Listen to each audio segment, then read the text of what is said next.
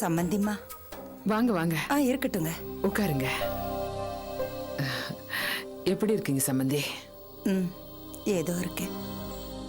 என்ன பேச்சில் சொரத்தையே காணா? ஏமா ஏதாவது மன வருத்தமா? என்ன சம்பந்தி அம்மா, ஏன் பேசாம அமைதியா இருக்கீங்க? உங்ககிட்ட கொஞ்சம் பேசணும்னு தாம்மா வந்தேன். எப்படியா ஆரம்பிக்கிறதுன்னு தான் யோசிக்கிறேன். நீங்க ஒன்றும் தப்பா எடுத்துக்க மாட்டீங்களே? தாராளமா சொல்லுங்க. நம்ம ஆர்த்தியும் ராஜேஷும் என்ன மறுபடியும் சண்டை போட்டுக்கிறாங்களா?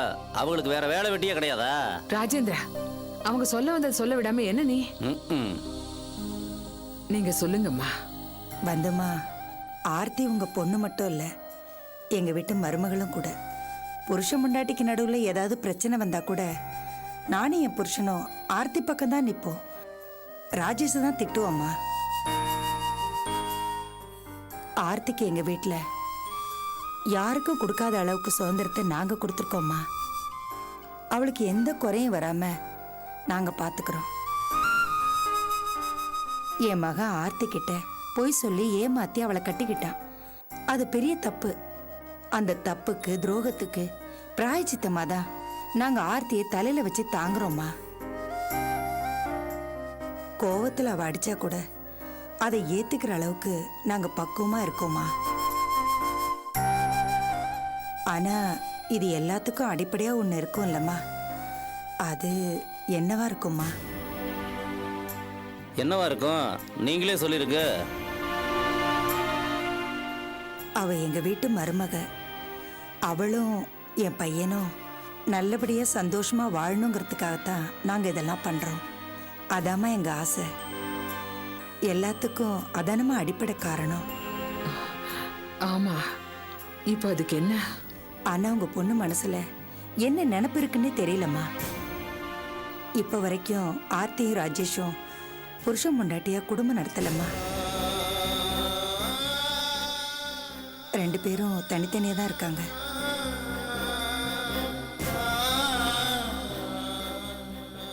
என் பையன் தப்பு பண்ணிருக்கலாம், ஆனா அவன் ரொம்ப தூரம் பணிஞ்சுதாம்மா போறான். ஆர்த்திக்கு பிடிக்காது எதையுமே பண்றது இல்லம்மா. அவன் நிக்கிறது பிடிக்காம அவ ஒரு பார்வை பார்த்தா கூட ஒதுங்கிதாம்மா போறான். ஆனா ஆர்த்தி என் பையனை ஒரு புருஷனா மதிக்கவோ ஏத்துக்கவோ தயாரா இல்லம்மா.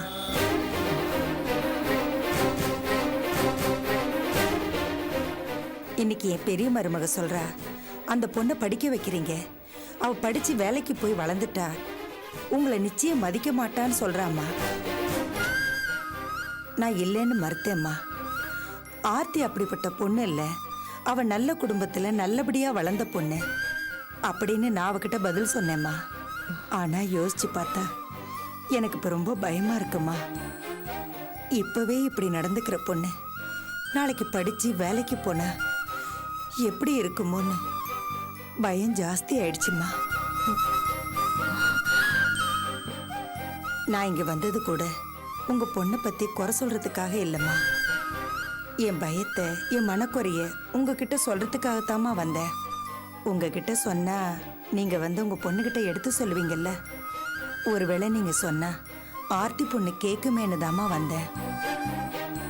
இதையெல்லாம் நான் உங்ககிட்ட சொல்றேனே தவிர மற்றபடி ஆர்த்தியை பத்தி குறை சொல்லணும்னு எந்த எண்ணமும் இல்லம்மா. எனக்கு என்ன சொல்றதுன்னே புரியலைங்க. உங்க பையனோட என் பொண்ணு சேர்ந்து வாழணும் தான் அபி அவளை உங்க வீட்லயே விட சொன்னா. நான் கூட ஆர்த்தி கோவிச்சிட்டு வந்தப்போ அபி செஞ்சதுக்காக அவளை கோவிச்சேன். ஆனா அபி புகுந்த வீட்டை விட்டு சின்ன விஷயத்துக்கு எல்லாம் கோவிச்சிட்டு வரக்கூடாதுன்னு அவளை உங்க வீட்டுக்கு அனுப்பிச்சிட்டா. எங்க மனசுல இந்த எண்ணம் தாமா இருக்கு. ஆனா நீங்க சொல்றது கேட்டா மனசுக்கு ரொம்ப கஷ்டமா இருக்கு. என் பொண்ணுங்கள்ல ஆர்த்தி தான் புருஷனோட நல்லபடியா வாழ்ந்துட்டு இருக்கான்னு நினைச்சிட்டு இருக்கேன். மூத்த பொண்ணு வீட்டோட இருக்கா, 2வது பொண்ணுக்கு கல்யாணம் ஆகல. ஏதோ கல்யாணம் முறையா நடக்காட்டி கூட கூட்டு குடும்பத்துல இருக்கா. இவ வாழ்க்கை எப்படியும் நல்ல விதமா இருக்கும்னு நம்பினேன். அதுவும் இப்படி ஆனதை நினைச்சா ரொம்ப வேதனையா இருக்குமா. உங்களை வேதனைப்படுத்தணுங்கிறதுக்காக நான் எதையும் வந்து சொல்லலம்மா. நீங்க சொன்ன உங்க பொண்ணு கேட்பாளேங்கிற நப்பாசையில தாம்மா வந்தேன். உங்க பொண்ணு படிக்கிறா, இப்ப குழந்தை வேணான்னு முடிவு பண்ணா கூட பரவாயில்லம்மா. ஆனா புருஷனாவே ஏத்துக்கலன்னா எப்படிம்மா? எந்த காலத்திலே நீ புருஷன் இல்லைன்னு அவ சொல்லிட்டாம்மா. அவ சொல்லி இதை கேட்குற மாதிரி ஆயிடுச்சுமா. நம்ம பிள்ளைங்க வாழ்க்கை, அதை நாம கருக விட்டுறக்கூடாதுமா. நீங்க பார்த்து ஏதாவது செய்யுங்கம்மா. நீங்க எடுத்து சொன்னா அவ கேட்பாம்மா. சரி சம்பந்தி. மச்சான் என்னன்னே தெரியலடா. திலக ஃபோனே பண்ண மாட்டேங்கிறா. டேய் அவனே அவன் ஆள் ஃபோன் பண்ணலன்னு மூட் அவுட்டா இருக்கான். நாளைக்கு போலாண்ட படுத்து. தம்பி. என்னைவா? ஆமா தம்பி. சொல்லுங்கக்கா சொல்லுங்க. தம்பி, இங்க ஒரு பொண்ணு. இந்த காலேஜ்ல நிறைய பொண்ணுங்க படிக்கிறாங்க. இல்ல, ஆர்த்தின்னு ஒரு பொண்ணு. மச்சான் நம்ம ஆட்டோ ஆத்திடா. ஓ, ஆட்டோ ஆர்த்தியா? டேய் அஞ்சலி கடை மச்சான். ஏய் அஞ்சலி, நம்ம ஆட்டோ ஆர்த்தி தேடி ஒரு சவாரி வந்திருக்கு. என்னன்னு கேளு. வாங்கடா. ஏமா, ஆர்த்தி எங்க இருக்கா? நீங்க யாரு? நான் ஆர்த்தியோட அம்மா. அப்போ அந்த ஆட்டோ டிரைவர்? அவர் என் மருமகன் தான்மா. ஓ, இப்படி போய் திரும்புங்க. அந்த கார்னர்ல தான் உட்கார்ந்திருக்கா பாருங்க. சரிம்மா.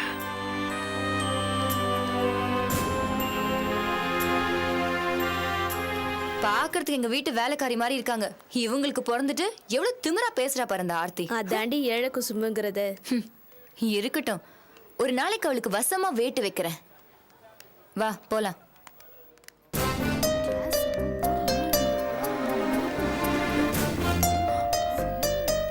அம்மா, ஆர்த்தி, என்னம்மா காலேஜ் வரைக்கும் வந்திருக்க? என்ன விஷயம்? உங்ககிட்ட கொஞ்சம் பேசணும். அம்மா, காலேஜுக்கு வந்து பேசுற அளவுக்கு அப்படி என்ன முக்கியமான விஷயம்? பேசணும், வாயே. நீங்க போங்க, நான் வரேன். சரிடி, வா. அம்மா, ஏதோ பேசணும்னு சொன்னிய, என்ன விஷயம்? சொல்லு. ஆர்த்தி, நீ சந்தோஷமா இருக்கியா? என்னம்மா திடுதுப்புன்னு ஏன் மேல அக்கறைப்படுற? நான் வீட்டை விட்டு போனது கேள்விப்பட்டும் கூட நீ என்னை வந்து பார்க்கல. இப்ப என்னம்மா அக்கறை? புரியாம பேசாத ஆர்த்தி. விஷயம் தெரிஞ்சு நான் எவ்வளவு வேதனைப்பட்டேன் தெரியுமா? அபி கூட ரொம்ப வேதனைப்பட்டா. அந்த அபிய பத்தி என்கிட்ட பேசாத. என்ன அந்த வீட்டுக்கு மறுபடியும் கொண்டு போய் விட்டதுக்கு அவங்க தான் காரணம். ஏன் ஆர்த்தி, உன் புருஷன் வீட்டுல இருக்கிறதுக்கு உனக்கு பிடிக்கலையா? ஏன் ஹாஸ்டல்ல போய் தங்கணும்னு நினைச்ச? அம்மா, அவங்க என்ன மதிக்கல. தண்டு சோறு திங்கிறவன்னு கேவலமா பேசினாங்கம்மா. அப்படி சொன்னா பதிலுக்கு நீயும் நாலு பேச வேண்டியதுதானே? அதை விட்டுட்டு வீட்டை விட்டு வெளியே போனா எப்படி? ஏன் அந்த அபி ஏதோ சொல்லுச்சுன்னு நீ கோச்சிக்கிட்டு என் வீட்டுக்கு வரல? அதெல்லாம் மறந்துட்டு பேசுறியா? என்னையே மடக்கிறியா? இது பாரு ஆர்த்தி, உன் வீட்டு ஆளுங்க ரொம்ப நல்ல மாதிரி. இப்படியெல்லாம் சொல்றவங்க கிடையாதுன்னு எனக்கு தெரியும். ஆமா, என் மாமியார் உன்கிட்ட வந்து ஏதாவது போட்டு கொடுத்தாங்களா? அதெல்லாம் இல்ல. நீ நடந்துகிட்டது. சும்மா இருமா, எனக்கு எரிச்சலா இருக்கு. இப்பெல்லாம் நான் உங்ககிட்ட அனாவசியமா பேசுறது இல்ல. புருஷன் கிட்டயும் பேச மாட்டியா? அந்த ஆள் கிட்ட என்ன எதுக்குமா பேச சொல்ற? நீ இப்படி பேசுறேன்னா உனக்கும் உன் புருஷனுக்கும் தொடர்பே இல்லைன்னு சொல்றது சரிதான். அம்மா, நீங்க ரெண்டு பேரும் புருஷன் பொண்டாட்டியா வாழலைங்கிறது எனக்கு தெரியும் ஆர்த்தி. அம்மா, நீ பாட்டுக்கு ஏதோ கற்பனை பண்ணிட்டு பேசாத. நான் கற்பனை எல்லாம் பண்ணி பேசல. உங்க மாமியார் வந்தாங்க. அவங்க மனசு முழுக்க எவ்வளவு வேதனை தெரியுமா?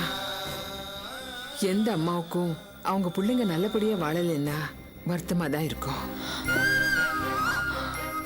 இந்த விஷயத்துல அவங்க மனசுலயும் என் மனசுலயும் ஒரே மாதிரி வேதனை தான் இருக்கு.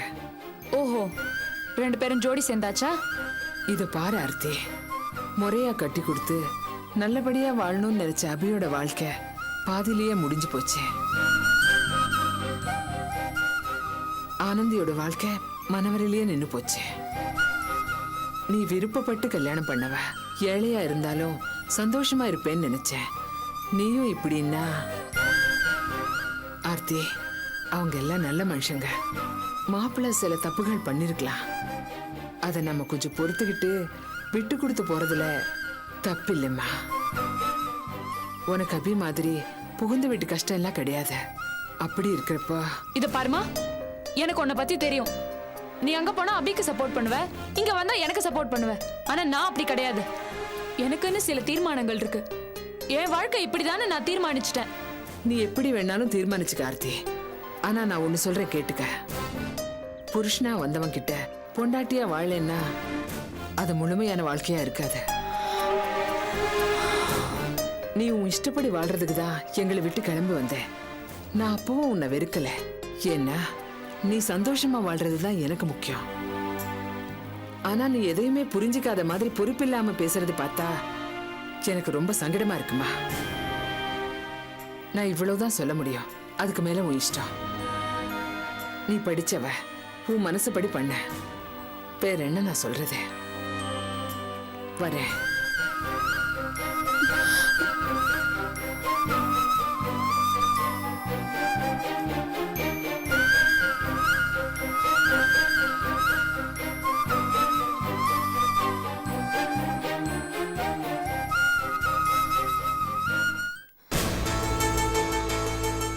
Madness, total madness. அபி, நீ என்ன காரியம் பண்ணிட்டு வந்திருக்க அபி? எதை சொல்ற? எதை சொல்றேனா? அவ்வளவு பெரிய ப்ராஜெக்ட் அது, அத போய் அந்த ஆதிக்கு விட்டு கொடுத்துட்டு வந்திருக்க. சுத்தம் சுத்தம் அர்த்தமே இல்லாத காரியம் அது. அர்த்தமில்லாத காரியமா? அது உன்னோட அபிப்பிராயம். ஆனா நான் அப்படி நினைக்கல. ஓஹோ, நீ அப்படி நினைக்கலையா? இதுல என்ன பெரிய அர்த்தம் இருக்குன்னு நினைக்கிற நீ? அர்த்தம் இருக்கு. எல்லாமே நான் அர்த்தத்தோட தான் செஞ்சிருக்கேன். சுத்த பைத்தியக்காரத்தனம் பண்ணிருக்க நீ. இந்த ப்ராஜெக்ட் மட்டும் நீ விட்டு கொடுக்காம இருந்திருந்தேன்னா நமக்கு ஒரு நல்ல பேர் கிடைச்சிருக்கும். பெரிய கான்ட்ராக்ட் எடுத்து பண்றோம்னு நம்ம கம்பெனிக்கு ஒரு பாசிட்டிவான ஒரு இமேஜ் கிடைச்சிருக்கும். இவ்வளவு பெரிய கான்ட்ராக்டை இவங்களை நம்பி கொடுக்குறாங்கன்னா அப்போ இது ஒரு நம்பிக்கையான கம்பெனின்னு வெளியே நிறைய பேர் பேசிப்பாங்க. அந்த ஒரு இமேஜ் வச்சுக்கிட்டு நம்ம வெளியில ஃபைனான்ஸ் வாங்கலாம். கேட்ட இடத்துல நமக்கு ஃபைனான்ஸும் கிடைச்சிரும். இப்ப பார், நீ பண்ணிட்டு வந்த காரியத்தினால நம்ம இதை எல்லாத்தையுமே மிஸ் பண்றோம். நீ சொல்ற விஷயங்களே நம்ம மிஸ் பண்ணலாம் உஷா. ஆனா இந்த ஒர்க்கை நம்ம வீம்பா எடுத்துக்கிட்டு பண்ணா வேற சில விஷயங்கள் மிஸ் ஆயிடும். அந்த பாதிப்புகளை நான் விரும்பல. What do you mean? ரொம்ப சிம்பிள் உஷா. எனக்கும் ஆதிக்கும் நடக்கிற போட்டியில நீ பாதிக்கப்படுறதுக்கு சான்ஸ் இருக்கு. அத நான் விரும்பல. சோ ஒரு அனாவசியமான போட்டியை நான் தவிர்த்துட்டேன். That's all.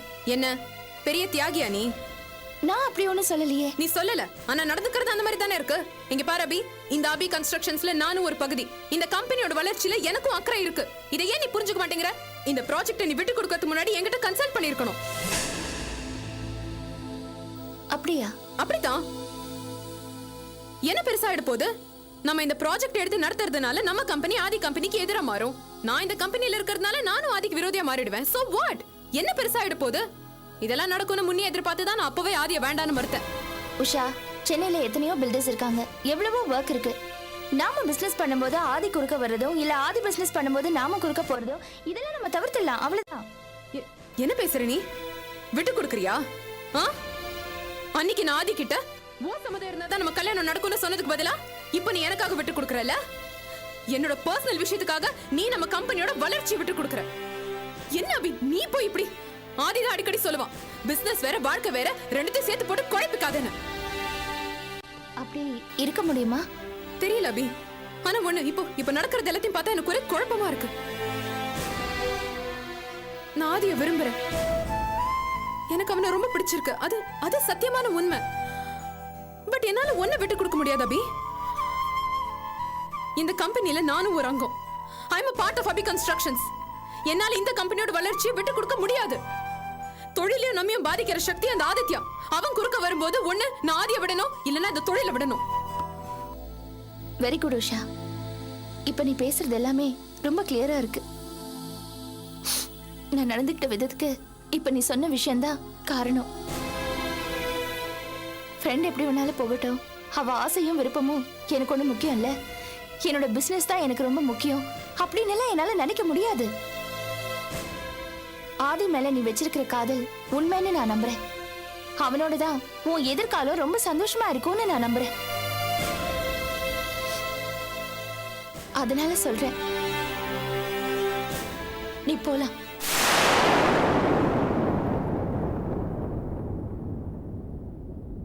அபி அபி என்ன சொன்ன நீ? ஆமா உஷா. அபி அபி நீ சொன்ன வார்த்தை. ஆமா உஷா, நான் சத்தியமா தான் சொல்றேன். இந்த கன்ஸ்ட்ரக்ஷன் விட்டு வெளியில போயிடு.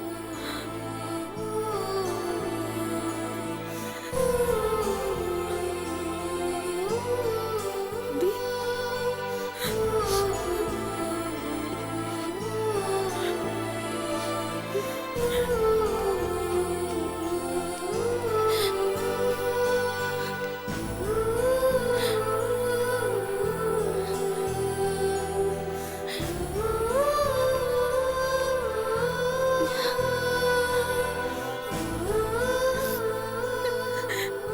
அபி போயிடு Usha. Just get out of my sight. I can't believe this.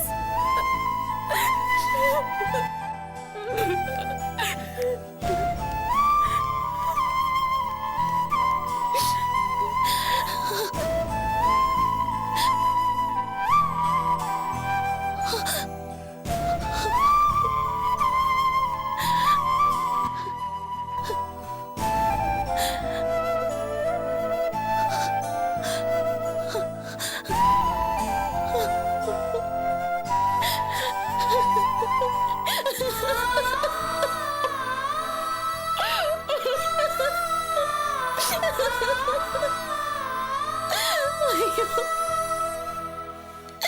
நான் என்ன பண்ண?